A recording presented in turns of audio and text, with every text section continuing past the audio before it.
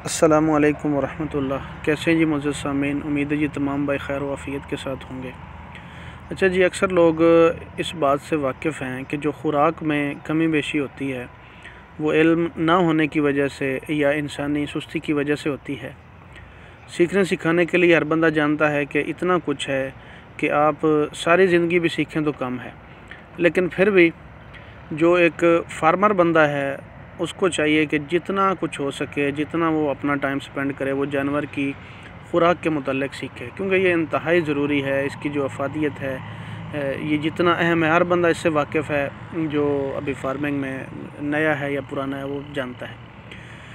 किसी भी जानवर की जो ख़ुराक है 6 बुनियादी अज्जा पर मुश्तमिल होती है और ये सारे लोग जानते हैं। कई फार्मर हज़रात इसको बता चुके हैं, कई यूट्यूबर हज़रात भी इस चीज़ पे बिल्कुल बड़ी वजाहत के साथ रोशनी डाल चुके हैं और सारे स्टैंडर्ड जो हैं वो भी इन चीज़ों के सारे लोग बता चुके हैं।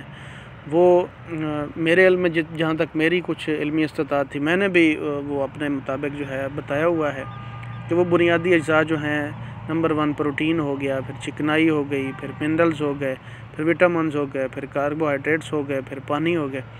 ये सारी जो चीज़ें हैं ना, ये बुनियादी जानवर की जो है ग़िज़ाई ज़रूरियात में हैं।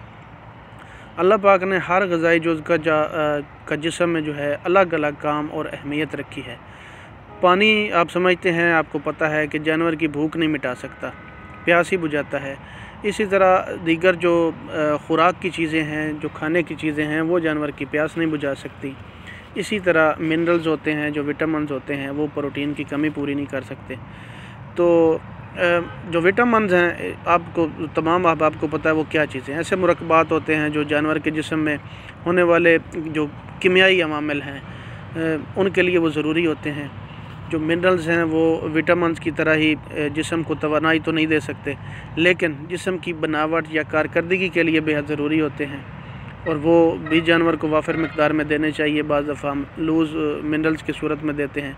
इसी तरह जो कार्बोहाइड्रेट्स हैं वो जिस्म को तवानाई फ़राहम करते हैं और जिस्म की बनावट का भी हिस्सा होते हैं। प्रोटीन जो है बहुत एक मशहूर चीज़ है, इस पे बहुत ज़्यादा बहस जो हुई है, आप सारे लोग वाकिफ़ हैं। हर यूट्यूबर ने, हर फार्मर ने इस पे बड़ी वजाहत के साथ बात की है कि ये जिस्म की बनावट में निहायत इसका अहम किरदार है और जिस्म में होने वाली जो टूट फूट है उसकी मुरम्मत और नशो-नुमा के लिए भी प्रोटीन का जो है निहायत अहम किरदार है।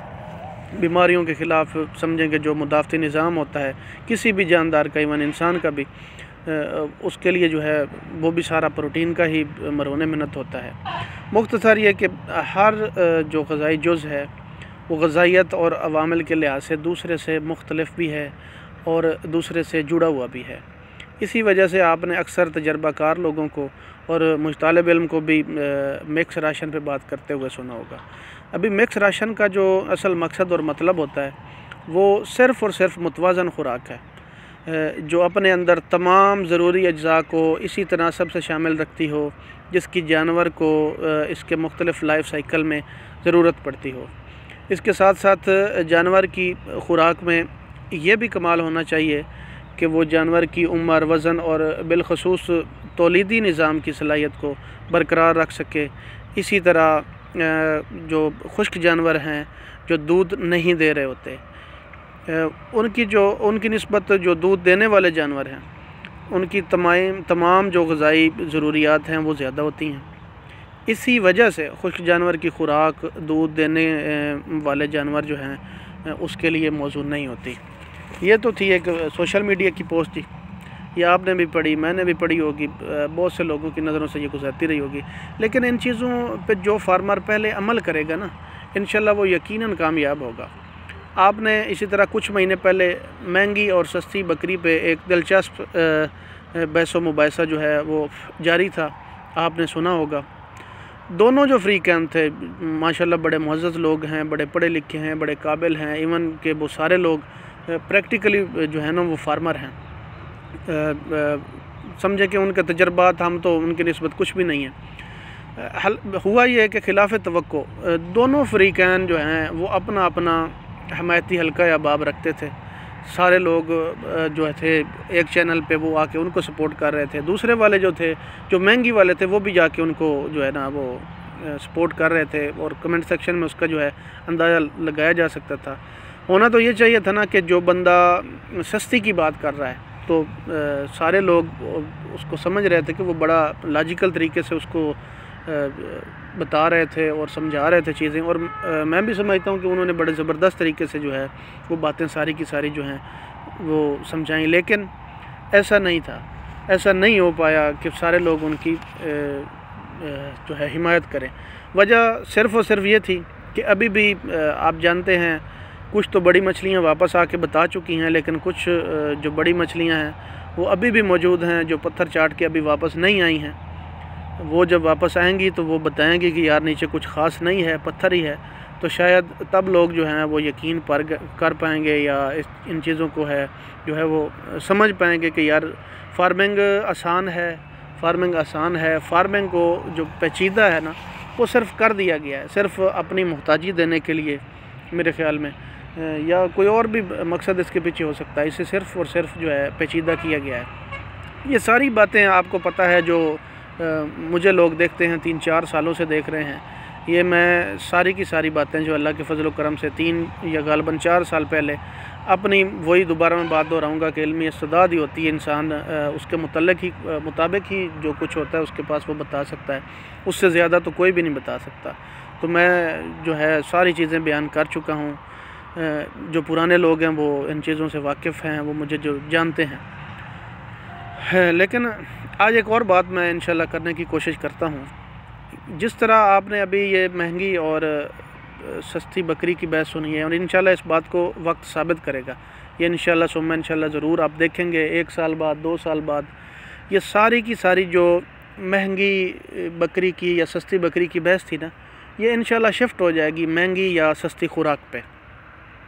क्योंकि मेरे मुताबिक ये जो वन टाइम इन्वेस्टमेंट है ना, इसके पीछे अभी बहुत आवाम भाग रही है, लेकिन जो आपके रेगुलर एक्सपेंसेस हैं मैं इस पर काफ़ी बात कर चुका हूँ। दोहराने की ज़रूरत तब पेश आती है कि लोग जो है ना इन चीज़ों से फिर अजीब अपनी जो है बातें निकालते हैं। ये सारी इंशाल्लाह बहस जो है महंगी सस्ती बकरी वाली, ये आइंदा कुछ सालों में शिफ्ट हो जाएगी जनाब के खुराक जो महंगी है ना वो मौजूद नहीं है फार्मिंग के लिए। ये इंशाल्लाह आप देखेंगे। अभी लोग नहीं समझ रहे, लेकिन मेरे ख़्याल के मुताबिक फ़ार्मिंग में सबसे पहली जो अहम चीज़ है ना, वो बंदे का अगर फार्मर होना है ना, तो दूसरी अहम चीज़ जो सबसे बड़ी है वो है ख़ुराक का सस्ता होना।